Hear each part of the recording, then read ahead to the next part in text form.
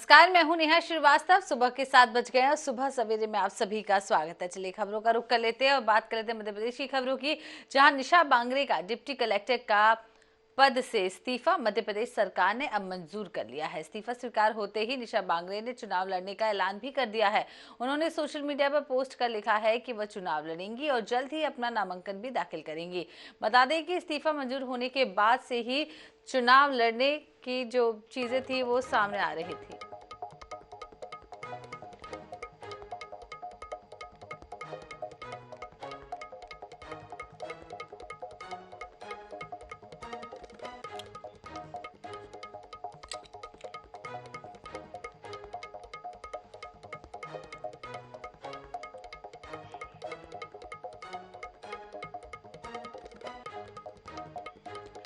इधर मध्य प्रदेश में विधानसभा चुनाव के चलते आरोप प्रत्यारोप का दौर भी शुरू हो चुका है। दोनों ही दल बीजेपी और कांग्रेस एक दूसरे पर आरोप लगाने का कोई भी मौका नहीं छोड़ रहे हैं।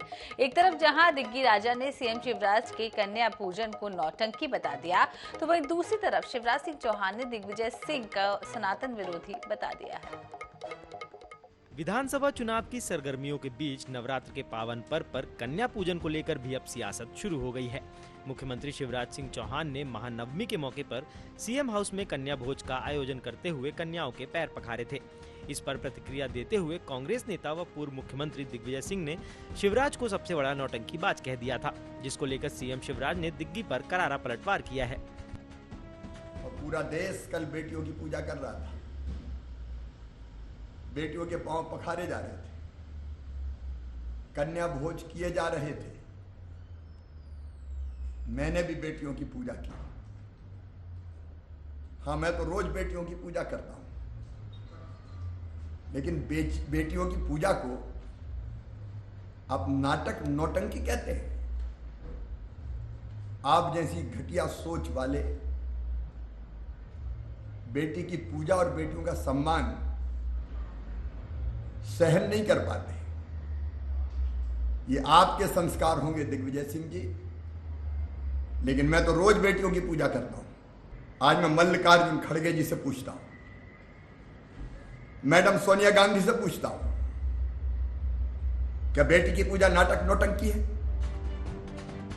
शिवराज ने इस मामले में कांग्रेस के राष्ट्रीय नेतृत्व से जवाब मांगा है और कहा है कि मल्लिकार्जुन खड़गे और सोनिया जी को जवाब देना चाहिए कि क्या वे भारत में बेटियों की पूजा के खिलाफ हैं। Bureau report, INS 24/7 Bhopal. Madhya Pradesh सहित 5 प्रदेश विधानसभा चुनाव होने हैं। आपको बता दें कि चुनाव से पहले इलेक्ट्रॉनिक वोटिंग मशीन यानी कि EVM पर भी एक बार फिर से सवाल उठना शुरू हो गए हैं।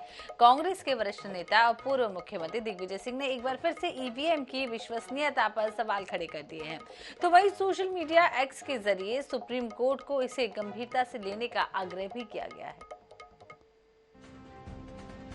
राज्यसभा सांसद व पूर्व सीएम दिग्विजय सिंह ने विधानसभा चुनाव से पहले EVM पर सवाल खड़े किए हैं। उन्होंने पहले तो सोशल मीडिया X पर ट्वीट कर लिखा, माननीय चुनाव आयोग जी, आपसे एक गुजारिश है, वीवीपैट स्लिप हमें हाथ में दे दो, जिसे हम अलग से रखें, मतपेटी में डाल दें।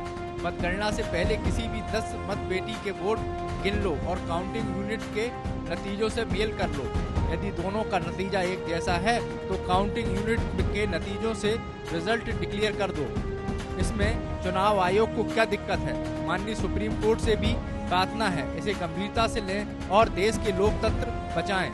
यही नहीं, दिग्विजय सिंह ने इस संबंध में बयान देते हुए कहा कि वे अपने ट्वीट पर कायम हैं। जिस मशीन में चिप लगी हो वह टेम्पर प्रूफ नहीं हो सकती। मैं उस पर कायम हूं। इस देश में लोकतंत्र को बचाना है तो निष्पक्ष चुनाव होना आवश्यक है, ये बुनियाद है। जिस मशीन में चिप लगी हो वो टेम्पर प्रूफ नहीं है, टेम्पर हो जाता है। वहीं दिग्विजय सिंह के EVM पर सवाल खड़े किए जाने के बाद भाजपा ने इसे चुनाव में हार होने को लेकर बिलाप बता रही है। देखिए, मध्य प्रदेश में कांग्रेस पार्टी और दिग्विजय सिंह अपनी प्रत्याशित हार को देखते हुए अब इस प्रकार की बयानबाजी पे उतर आए हैं। कभी उनको ईवीएम में खामी नजर आएगी, कभी चुनाव आयोग की मनोदशा पर उनको प्रश्नवाचक चिन्ह नजर आएंगे। यह स्पष्ट करता है कि मध्य प्रदेश में कांग्रेस पार्टी ने अपनी हार को भांप लिया है। विधानसभा चुनाव से पहले एक बार फिर ईवीएम का चिन्ह बाहर आ गया है, जिसको लेकर एक बहस छिड़ गई है। यही नहीं, ईवीएम की विश्वसनीयता को लेकर भी सवाल खड़े हो गए हैं, जिस पर सत्ता पक्ष विपक्ष की बात से असहमति जताता दिख रहा है। तो वहीं मतदान से पहले विपक्ष ने ईवीएम को लेकर अविश्वसनीयता जाहिर करते हुए देश के सर्वोच्च न्यायालय से इस विषय में गुहार लगा दी है। दिनेश शुक्ला, INS 24/7 भोपाल। मध्य प्रदेश में विधानसभा चुनावों को लेकर राजनीतिक दल पूरी तरीके से चुनावी ताकत अभियान में जुटे हुए हैं। कांग्रेस महासचिव प्रियंका गांधी 28 अक्टूबर को दमोह आएंगी और यहां चुनावी सभा को संबोधित भी करेंगी। बता दें कि मध्य प्रदेश का दमोह जिला बुंदेलखंड में आता है और इस बार कांग्रेस का बुंदेलखंड पर विशेष फोकस भी है। पार्टी ने अपने एक बार फिर से अजय टंडन पर भरोसा जताया है। कि मैंने जो गोंडी भाषा में जो बात की है, 8वीं अनुसूची में लेके हमारी इस भाषा को आप उद्धार करें। और भविष्य के मुख्यमंत्री आदरणीय कमलनाथ जी ने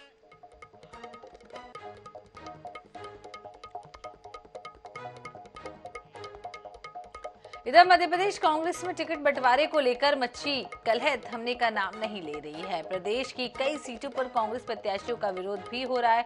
मंगलवार को कमलनाथ के बंगले के बाहर जुटे विष्णु विश्वकर्मा के समर्थकों ने हनुमान चालीसा का पाठ किया और हुजूर सीट से प्रत्याशी बदलने की मांग की है। बता दें कि कांग्रेस ने हुजूर विधानसभा सीट से नरेश ज्ञानचंदानी को उम्मीदवार बनाया है।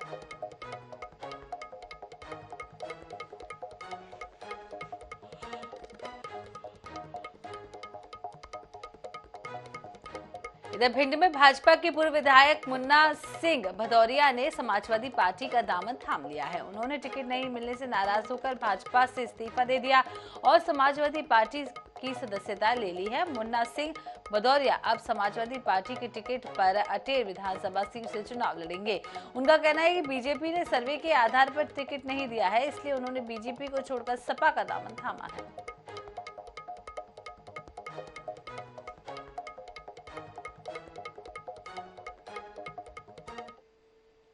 जो सर्वे, जिसके भी सर्वे अच्छे हों, पार्टी ने हमें आश्वासन दिया था आपका सर्वे अच्छा है तो आपको टिकट दिया जाएगा, और सर्वे के आधार पर टिकट नहीं दिया, व्यक्ति विशेष के आधार पर टिकट दिया गया। इस कारण से हमने भारतीय जनता पार्टी को छोड़ दिया है और कल हम लखनऊ में जाकर राष्ट्रीय अध्यक्ष पूर्व मुख्यमंत्री अखिलेश जी के समक्ष हमने समाजवादी पार्टी की सदस्यता ग्रहण कर ली है। मध्य प्रदेश के परिवहन एवं राजस्व मंत्री और सुर्खी से भाजपा प्रत्याशी गोविंद सिंह राजपूत की मुश्किलें बढ़ गई हैं। दरअसल चुनाव आयोग के निर्देश पर सागर जिले के राहतगढ़ थाने में उनके खिलाफ FIR दर्ज कर दी गई है। उनका एक वीडियो भी अब सोशल मीडिया पर वायरल हो गया है और वीडियो वायरल होने के बाद ये कार्रवाई की गई है, जिसमें वो लोगों से चुनाव में सबसे ज्यादा वोट लाने वाले पोलिंग बूथ को 25 लाख रुपए देने की घोषणा करते नजर आ रहे हैं। सागर जिले की सुर्खी से बीजेपी प्रत्याशी गोविंद सिंह राजपूत के विरुद्ध आदर्श आचरण संहिता के उल्लंघन के मामले में राहतगढ़ थाने में प्रकरण दर्ज किया गया है। रिटर्निंग अधिकारी सुर्खी के प्रतिवेदन के आधार पर राहतगढ़ थाने में यह FIR दर्ज की गई। 23 अक्टूबर 2023 को पुलिस थाना राहतगढ़ में प्रत्याशी गोविंद सिंह राजपूत के द्वारा आदर्श आचरण संहिता के उल्लंघन के संबंध में शिकायत की गई थी। इसी शिकायत के बाद लोक प्रतिनिधित्व अधिनियम 1951 की धारा 123 एवं IPC की धारा 188 के अंतर्गत FIR दर्ज की गई है। मंत्री पर मामला दर्ज होने के बाद कांग्रेस हमलावर है और सवाल कर रही है कि इतने पैसे कहां से आ रहे हैं। देखिए, सत्ता के घमंड में भाजपा के लोग, शिवराज सरकार के मंत्री इतने चूर हो गए हैं कि वो ना तो कोई कानून को मानते हैं, ना ही किसी गाइडलाइन को मानते हैं, और चुनाव आयोग भी उनको मजाक लगता है। इसको देखकर गोविंद राजपूत जी ओवर कॉन्फिडेंस में रहे हों तो इसलिए वो इस तरह की बात का, वास्तविकता में उनका मूल चरित्र है। उनने पहले भी कई बार आचार संहिता को उल्लंघन किया, वो उल्लंघन करके ही उपचुनाव भी जीते थे, कई सारी शिकायतें हुई थी। तो मैं कहता हूँ कि अगर उनके खिलाफ FIR दर्ज हुई है तो मैं चुनाव आयोग का इसमें सम्मान करता हूँ, अभिनंदन करता हूँ। वहीं बीजेपी इस मामले को लेकर बचाव की मुद्रा में है। बीजेपी का कहना है कि पार्टी आचार संहिता का पालन कर नियमों का पालन करते हुए साथ चुनाव मैदान में है। देखिए, भारतीय जनता पार्टी के तमाम नेतागण चुनाव को शुचितापूर्ण तरीके से, जो चुनाव आयोग के कोड ऑफ कंडक्ट है उसको फॉलो करते हुए चुनाव को लड़ते हैं। अगर इस प्रकार से कहीं पर कोई चूक हुई होगी तो उसको सुधार किया जाएगा और बाकी निर्वाचन आयोग है वह स्वतंत्र तरीके से इन तमाम चीजों में निर्णय लेगा। इस विधानसभा चुनाव का पहला मामला है जब सीधे मंत्री के खिलाफ ही एफआईआर दर्ज की गई है। मंत्री गोविंद सिंह राजपूत बड़बोलेपन के लिए जाने जाते हैं और अपने बयानों को लेकर चर्चा में बने रहते हैं, लेकिन यही बड़बोलापन उनके लिए मुसीबत बनता जा रहा है। INH न्यूज के लिए भोपाल से मनीष कांत जैन की रिपोर्ट। इधर विजयदशमी के दिन कांग्रेस को ग्वालियर अंचल में करारा झटका लगा है। कांग्रेस के अशोकनगर और शिवपुरी के 3 नेताओं ने सिंधिया के महल पहुंचकर बीजेपी की सदस्यता ले ली है। ग्वालियर के जयविलास पैलेस परिसर में केंद्रीय मंत्री सिंधिया ने आशा डोहरे, अनीता जैन और कांग्रेस कमेटी के सचिव राकेश जैन ने भाजपा की सदस्यता दिलाई है। वहीं आपको बता दें कि राकेश जैन को भाजपा की सदस्यता दिलाई है। इस दौरान केंद्रीय मंत्री ज्योतिरादित्य सिंधिया ने कहा है कि जो भी लोग भाजपा में शामिल हुए हैं उनसे मेरा पारिवारिक रिश्ता है। उसके अलावा सिंधिया ने कमलनाथ के ट्वीट और पूर्व मुख्यमंत्री दिग्विजय सिंह के बयान पर भी पलटवार किया है।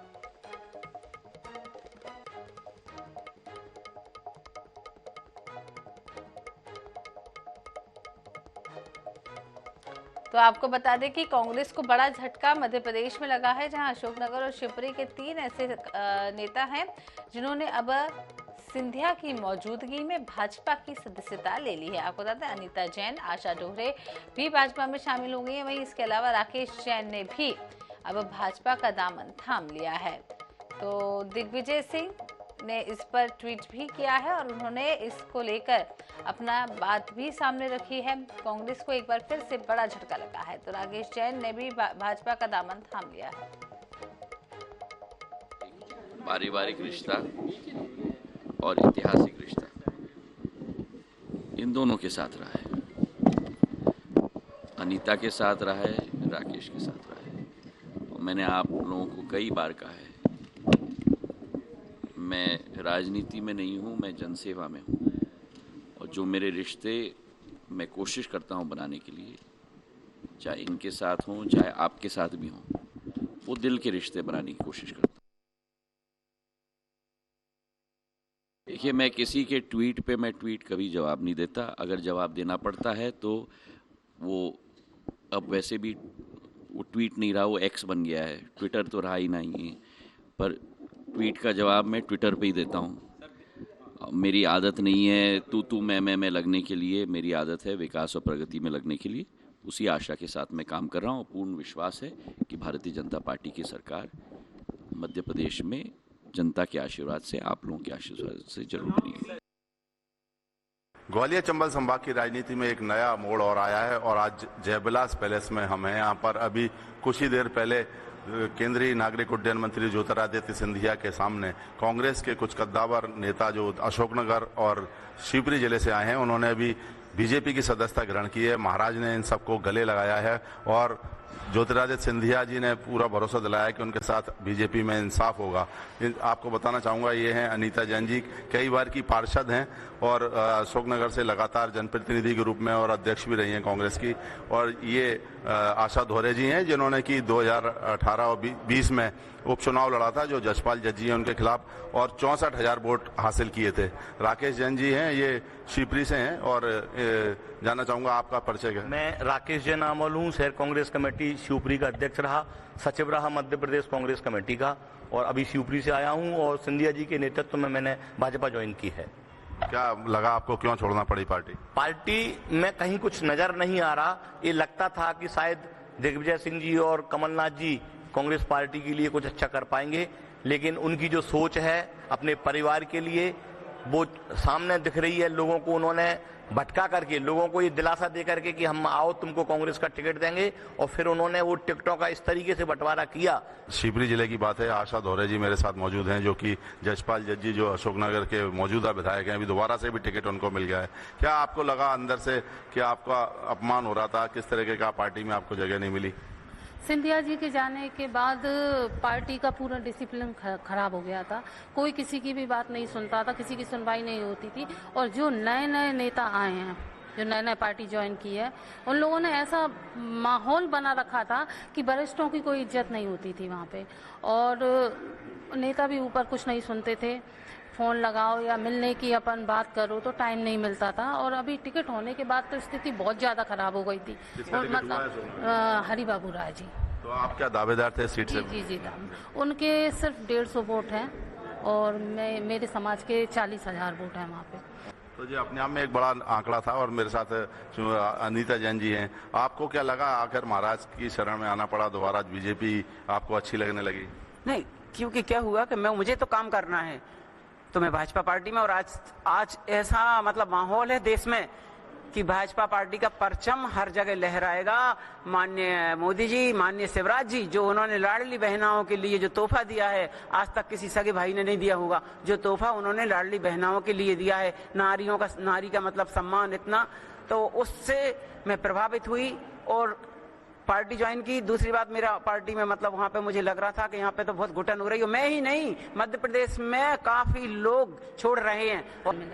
तो ये थी अनीता जैन और आशा दोहरे, जिन्होंने अभी हाल ही में जयविलास पैलेस में केंद्रीय नागरिक उड्डयन मंत्री ज्योतिरादित्य सिंधिया के सामने बीजेपी की सदस्यता ग्रहण की है। और अब ठीक चुनाव से पहले इस तरह का बदलाव कहीं ना कहीं अशोकनगर की राजनीति में कुछ बदलाव ला सकता है, और जो कि चुनाव के ठीक पहले एक अच्छा संकेत कांग्रेस के लिए नहीं माना जा रहा है। कैमरामैन अजय उपाध्याय के साथ जावेद खान, INS न्यूज ग्वालियर। इधर मध्य प्रदेश में विधानसभा चुनाव को लेकर भाजपा एक्टिव मोड पर नजर आ रही है। जी हां, ग्वालियर पहुंचे केंद्रीय मंत्री नरेंद्र सिंह तोमर ने पार्टी के संभागीय मीडिया सेंटर का शुभारंभ किया। इस मौके पर केंद्रीय मंत्री ने कहा है कि भाजपा जनता के विकास के संकल्प के साथ चुनावी मैदान में उतर रही है, जबकि कांग्रेस असत्य के साथ है।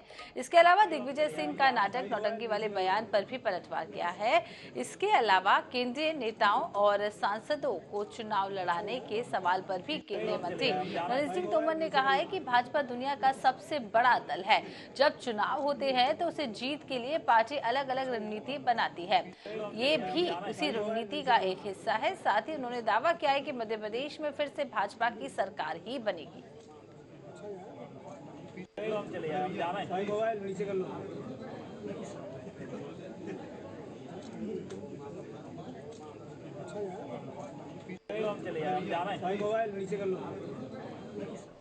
पावन दिन पर भारतीय जनता पार्टी के ग्वालियर संभाग के मीडिया सेंटर का शुभारंभ हो रहा है। जैसा आज पावन दिन है और इस अवसर पर शुभारंभ का मौका है, तो मुझे पूरा विश्वास है कि यह मीडिया सेंटर, जहां एक ओर हमारे पत्रकार मित्रों को सुविधा का केंद्र बनेगा और साथ ही साथ जो विधानसभा का चुनाव सामने है, इस चुनाव में भारतीय जनता पार्टी की विजय को सुनिश्चित करने का केंद्र भी बनेगा। कल कन्या पूजन हो रहा था, भारतीय जनता पार्टी के नेता शिरकत कर रहे थे। राज्य के पूर्व मुख्यमंत्री और कांग्रेस के नेता दिग्विजय सिंह जी ने कन्या पूजन को नौटंकी बताया। इससे कांग्रेस पार्टी की मानसिकता का पता चलता है। और आज जो तथाकथित कांग्रेस है, तो वो सिर्फ मुखौटे के रूप में इस्तेमाल हो रही है। भारतीय जनता पार्टी की लड़ाई कांग्रेस से नहीं है। भारतीय जनता पार्टी की लड़ाई देश तोड़ने वाली जो मनोवृत्तियां हैं उनसे है। इधर पीसीसी चीफ और पूर्व मुख्यमंत्री कमलनाथ 5 दिवसीय दौरे पर छिंदवाड़ा पहुंचे, जहां उन्होंने मुद्दों पर बात की। लाडली बहना सम्मान योजना में पैसा बांटे जाने और सरकारी खाद्यान्न के पकड़े जाने के सवाल पर उन्होंने कहा है कि भाजपा के पास अब बचा क्या है, पुलिस, पैसा और प्रशासन। वहीं केंद्रीय मंत्री ज्योतिरादित्य सिंधिया और अमित शाह के छिंदवाड़ा आने के सवाल पर उन्होंने कहा है कि वे स्वतंत्र हैं, कोई भी आए।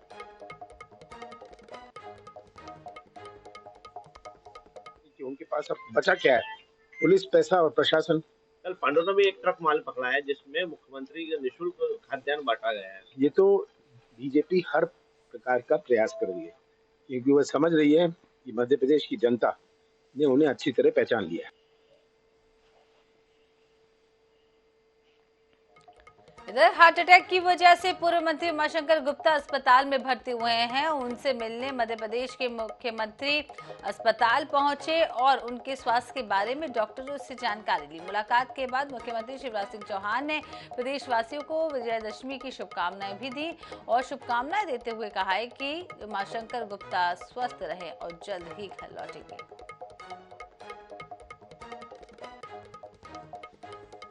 शुभकामनाएं। उमाशंकर जी पूरी तरह से स्वस्थ हैं। कल ब्लॉकेज थे, ठीक समय पे ठीक इलाज हो गया। अब वो पूरी तरह से स्वस्थ हैं और स्वास्थ्य लाभ कर रहे हैं। इधर ग्वालियर ग्रामीण विधानसभा से भाजपा प्रत्याशी भारत सिंह कुशवाहा ने सोमवार को कलेक्ट्रेट पहुंचकर नामांकन दाखिल किया है। उसके बाद मुरार में पार्टी के चुनावी कार्यालय का शुभारंभ किया। पार्टी प्रत्याशी भारत सिंह कुशवाहा ने कहा है कि पार्टी ने मुझे उम्मीदवार बनाया है, मैंने समर्थकों के साथ आकर फॉर्म जमा कर दिया है। इसके साथ ही उन्होंने पार्टी की प्रचंड बहुमत से जीत का दावा किया है। इस अवसर पर इंटरनेशनल रेसलर रानी राणा के अलावा बीजेपी के वरिष्ठ नेता भी मौजूद रहे।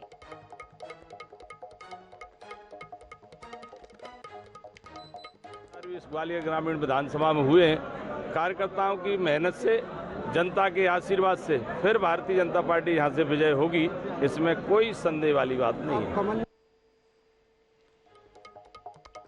इधर मध्य प्रदेश में विधानसभा चुनाव को लेकर प्रत्याशी अब घर घर जाकर जनसंपर्क कर रहे हैं। दतिया विधानसभा क्षेत्र 22 से चौथी बार विधानसभा चुनाव लड़ रहे प्रदेश के गृह मंत्री पूरे जोश में नजर आ रहे हैं, तो वहीं कांग्रेस पार्टी से राजेंद्र भारती चुनावी मैदान में ताल ठोक रहे हैं।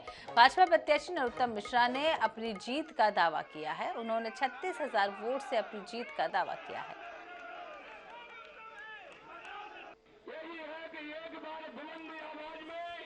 राजेंद्र भारती को एक और आगे बहुत बड़ी लड़ाई लड़ने जाना है, इसलिए मेरे बंधुओं,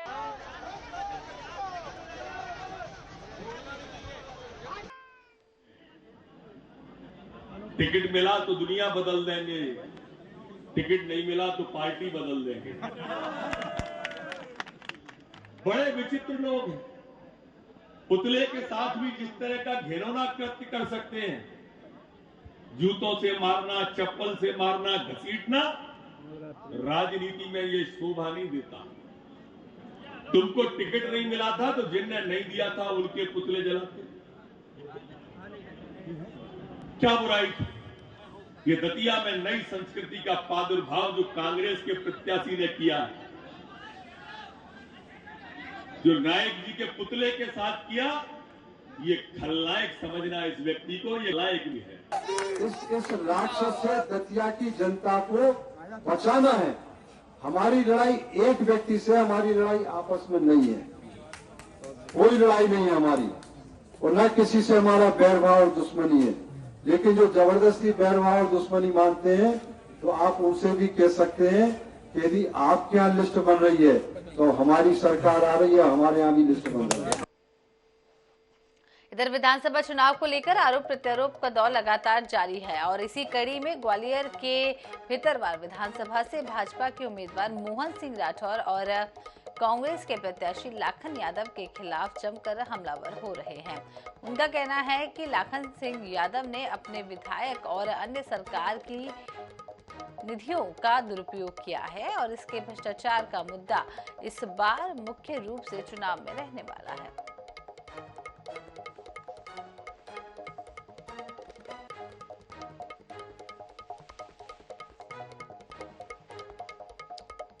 मैंने बहुत पहले, 1 साल भर पुराना मेरा वीडियो देखोगे तो मैंने प्रेस को कहा है कि भारतीय जनता पार्टी में भितरवार विधानसभा क्षेत्र में 10,000 के करीब ऐसे कार्यकर्ता हैं जो सक्रिय हैं। उनमें से किसी को भी टिकट मिलता तो हम सब लोग जिता देते। आज मुझे अवसर मिला है तो सारे भारतीय जनता पार्टी के कार्यकर्ता, सारे नेता, पूरा संगठन, सभी लोग मेरे जो मुझे टिकट मिला है उसको जिताने में अपना पूरा प्राणपण से, समर्पण से जुटे हुए। यहाँ रुकते एक छोटी सी ब्रेक के लिए और ब्रेक के बाद जल्द लौटेंगे।